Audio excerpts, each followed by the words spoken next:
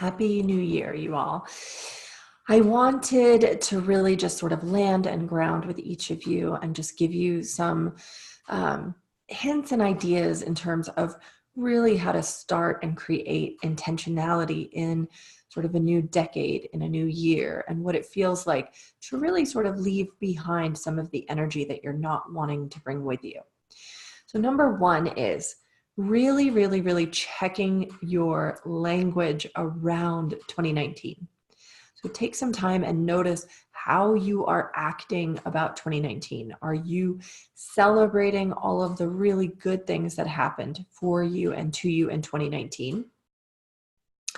Or are you really busy scorning it and making it sort of the shitty draft that it was or is? So if a lot of negative stuff showed up in 2019, instead of using that energy as you're entering into 2020, you want to leave it at the door. You really want to just say, okay, let's just scream really loud and get it all out of our system. Everything that just really did not fit in 2019, all the pieces of you that just really infuriated, really were ugly, were really sad and shitty, and just the pieces that you just fucking hated of 2019. Like, spend some time today and get that shit out of your system. Scream, yell, break shit, do whatever you need to do to acknowledge it. Don't ignore it. Acknowledge it. Really spend some time with it, but get it out. Like, really get it out. And then once you feel adequately, like you have really given the old fuck you to 2019, then sit down and change your language.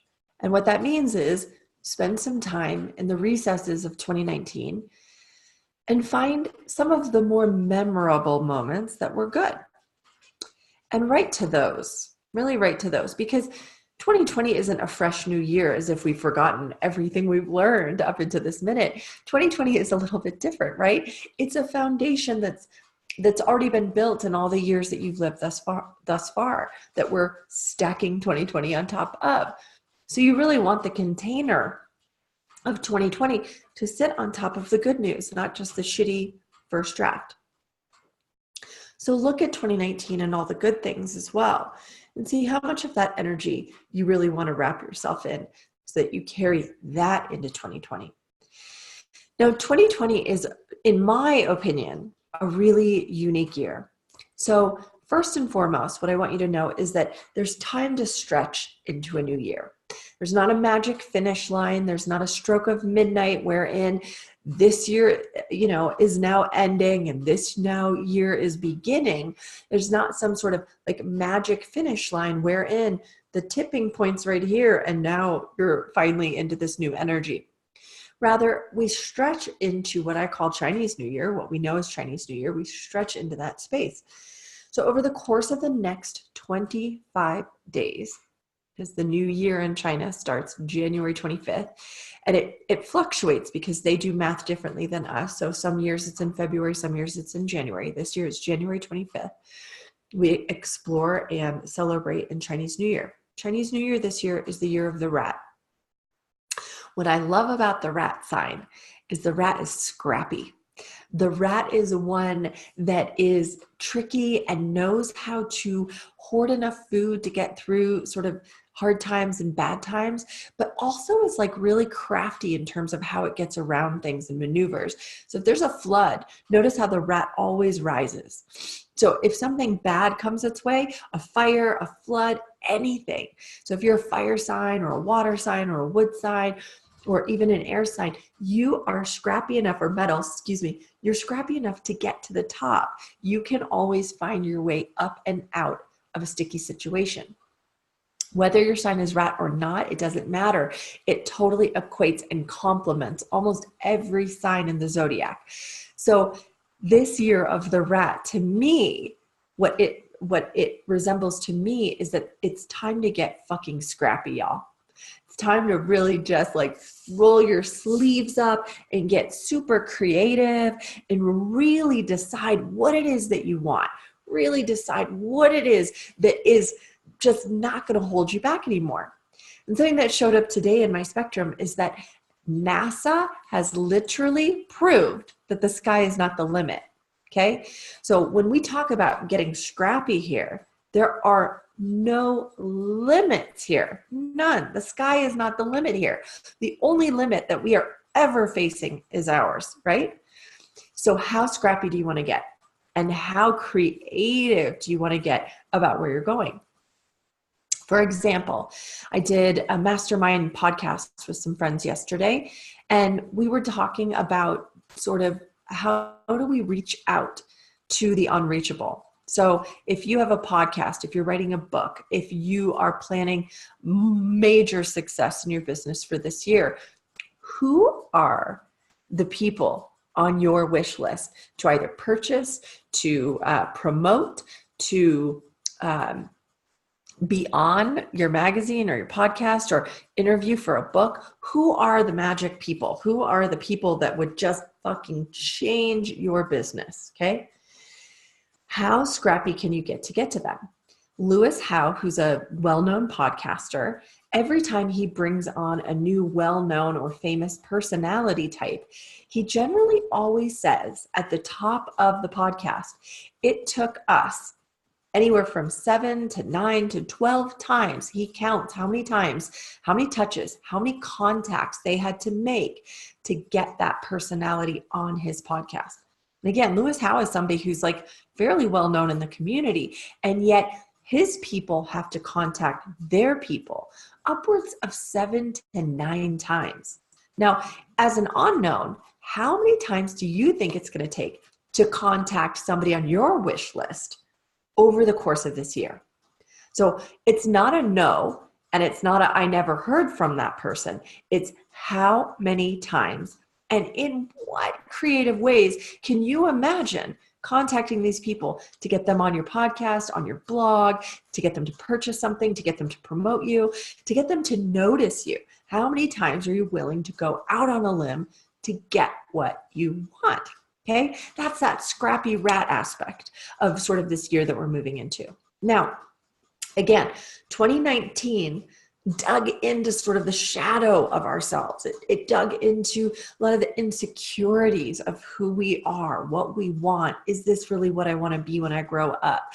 It really dug into the imposter syndrome. It really like scratched at some of the old traumatic wounds that were inside of us and begged and asked us to sort of rise up and go inside and really look at some of those inner spaces that were traumatized and hurt and broken. So as we're entering into 2020, it's really about bringing the love of that character, the one that got hurt, that inner child, that space inside of ourselves that is still feeling scared and achy and maybe unsure and a bit insecure. And instead of bulldozing over that, now we understand after 2019 that it requires nurturing and kindness. So as I'm asking you to get scrappy, I'm also asking you to get honest and considerate of yourself. So when things feel scary, let them feel scary. And when things feel hard, let them feel hard. But speak to that inner voice inside of you that is feeling scared, that is feeling insecure, that is feeling not good enough. And ask it what's true. So ask yourself what's really true here. If you're scared to send that letter to, let's say, Elizabeth Gilbert, I'll just throw her out. If you really want Elizabeth Gilbert to be on your podcast or blog or participate in your product, and she's somebody that you admire greatly, but your imposter syndrome's like, who the fuck do I think I am to contact her? Or you're like, oh my God, I don't even know if I should be doing this business right now. This feels so scary. I'm just not really sure I should be doing this.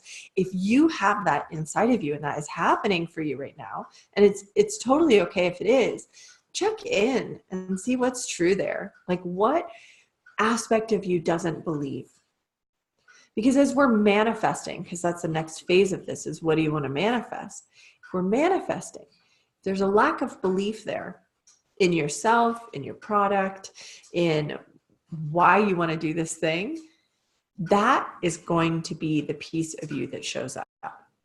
It's not going to be anything else. It's going to be the fear that shows up here. It's going to be the disbelief that shows up here. So if you can take the time to slow your roll down and go hang out with your fear and go hang out with your insecurity and go hang out with the imposter and really sit in it and ask it. Don't let it guide you or lead you or control you, but ask it. What do you need from me here? What would make this feel a little bit easier? What would make this feel a little bit better? And what is true? What is true? And the more that you can ask yourself what's true here, the closer you're going to get to the finish line of what you want, and the scrappier you get to be, and the more actually gets to show up here. Now, the other thing that we do as we're manifesting and moving into a new year, as we assume the previous year was super shitty and hard and all the things, we tend to bring that negative energy with. We're already talked about that. We're going to leave it behind. We're going to scream into a pillow. We're going to get all that energy out before we start creating intentions for this new year. So with the intentionality of what it is that you want to set goals for in this year, I want you to pick 5 things that are very realistic. 5 very realistic, achievable goals for this year. Hell, make 5 achievable, realistic goals for the first 3 months of the year. Give yourself just some proof in your pudding. So from January to March, what are 5 accomplishable, totally realistic goals for yourself? Build out a website, put a program together, put together a launch sequence. I don't know. I'm just spitballing here. What are 5 really achievable things that you can put together for yourself? Then put 5 big, bright, gorgeous, glorious wishes. And achievable. Still, stick with that achievable, okay? What are 5 big goals for the year? 5 monster goals. Who do you want to work with? How much do you want to make at the end of this year? What does it feel like to write all that down? So the 5 massive I want to see this many clients. I want to sell this much stuff. I want to make this much money. I want to be on this many people's podcasts or stages. I want to have this many people read my blog. Whatever it is that you are creating for this year, those 5 big ones, okay? So that you've got the line here and the line here. So that everything that happens between the achievable and the wanna believable line, everything that happens in between those two can be celebrated. Because once we have the bottom line and then we have the top line, everything that happens in between is what we call success, okay? So then all of a sudden you are manifesting everything that you want between the achievable and the desirable, okay? Again, everything in between is what we're after. This is a goal, don't get me wrong. If you achieve this and when you achieve this and as you achieve this, it needs to be celebrated. But so often, as you know, for those of you who have gone through it, we have a tendency to raise the bar to the point where we never stop and really celebrate in the awesome things that we've achieved. So that's part of really looking at 2019 is after you've gotten mad at it and yelled at it, really spending that time to check off some of the more achievable things that you accomplished, some of the pieces that maybe you haven't given breath to. Spend some time in that because you're going to do it again at the end of 2020. So you might as well start actually checklisting the things that you're achieving. But again, write down that five achievable goals between now and March. And then the 5 really monster goals that you have for this year. Okay. And you can write in-betweeners if you want. If you want to put more checklists in there, you're welcome to do so. But that's how we begin with that sort of intentionality for the year. But I want to really lay down something that I think in terms of the new year really needs to be played out. Something that I think really in this new year is being called to action here. We are being sold all day, every fucking day. 3,000 some odd touches of marketing per day. And what the marketing masters have done is that they have decided to pick at our pain points, that the best and most achievable way to get us to purchase, to get us motivated to buy, is to pick at our pain. What that means is they are choosing to hit right here in your fight or flight part of your brain, and they are making sure you feel insecure and uncomfortable. That's how they're going to sell to you, is making sure that you feel not good enough, not pretty enough, not smart enough, not strong enough, not something enough to purchase. Okay? So that's something that they're all after at this very moment in time. But if you are solid in what it is that you're wanting to achieve, what it is that you really want in your life, and more, you are solid with being you and being just perfectly okay, the less they can sell to you. So the clarity in 2020, the truth of 2020 is how solid of a foundation can you make for yourself? And what that means is, what is it that you want? Go back to the beginning of this. What is it that you want? What are the big wants and the little wants? The little wants are the little things that sort of make life feel better. The luxury items, right? The shoes, the clothes, the car, the extra house, the home remodel, whatever it is that might be in your purview. Those are the small wants. The big want is like, how do you want to feel here? What is it that you are ultimately after that feels really good in your bones? And the more that you are clear that you want stability or freedom, to feel love unconditionally, whatever it is in the big want that really makes you feel awesome, the more you lean into that space, the less the shit is necessary, okay? And my point in that is that the clarity here is in the moments, is in the recess of the hustle. When you are not in the hustle, when you are not trying really hard to make shit happen, when you are able to just be in the essence of what it is that you want, and really celebrate in those moments of achievement. Oh, I get to sit on the couch and feel so quiet and still for a moment. What does that feel like? Oh, I love this. When you celebrate in those moments, you realize you don't need anything else. The goal here isn't just to achieve, isn't just to make sure your intentionality comes true, but it's also to just start noticing what is real and what is not. What it is that you really need and want in your life. Now, some of us are selling abundance, and some of us aren't understanding what abundance really is. But abundance comes in the moments. Abundance really shows itself when we're holding hands with our kid, when we're slowing down long enough to make eye contact with our partners, when we're really listening to our clients, like really hearing them and enjoying the moments of being with them. The vacuum of clarity comes in the stillness, in the listening.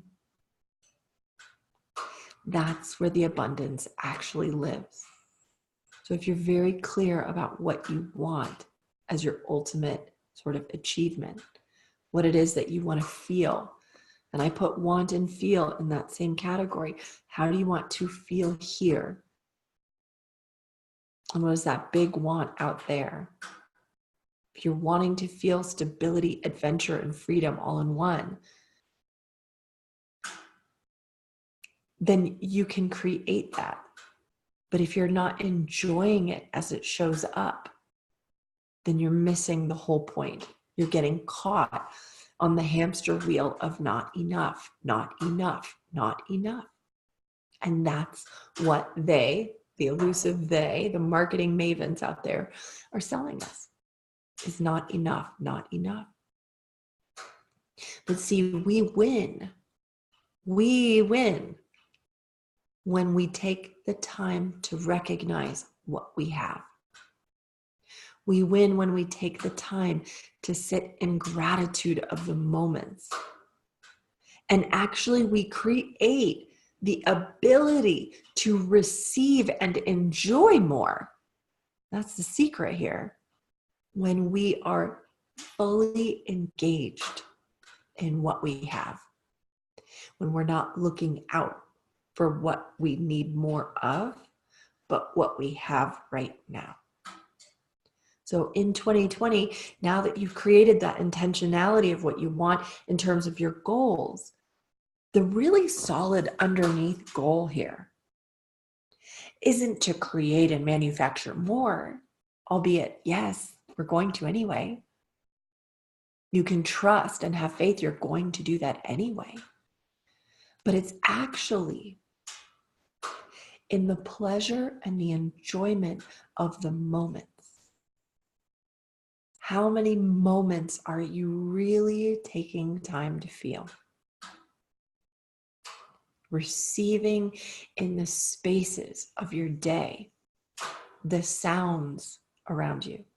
Receiving in those moments of the day, the pleasure that is in every day. If you're always in the hustle, always in the scrappy survivor, always in the making shit happen, getting shit done phase, then you're not going to enjoy this journey you're in. And the difference between those who are now successful and those who are working to be successful is that those who are successful already, those who are in the made it category, no longer have insecurity and anxiety in here, meaning they are enjoying the fruits of their labor. They are noticing what the flavor of their food tastes like now. They're taking time with their family and really being present in their lives. And the more of that that you can add into your business and into your life, the more presence that you can spend in 2020, the more clear the picture becomes. The more clarity you're going to get about what directions you need to take next for your business. And actually, the easier it's going to be to get to the top line. It might feel counterintuitive on a lot of levels because we've been taught hustle and we've been taught hamster wheel, not enough, not enough. But to get off the hamster wheel is to begin to enjoy in the present moments.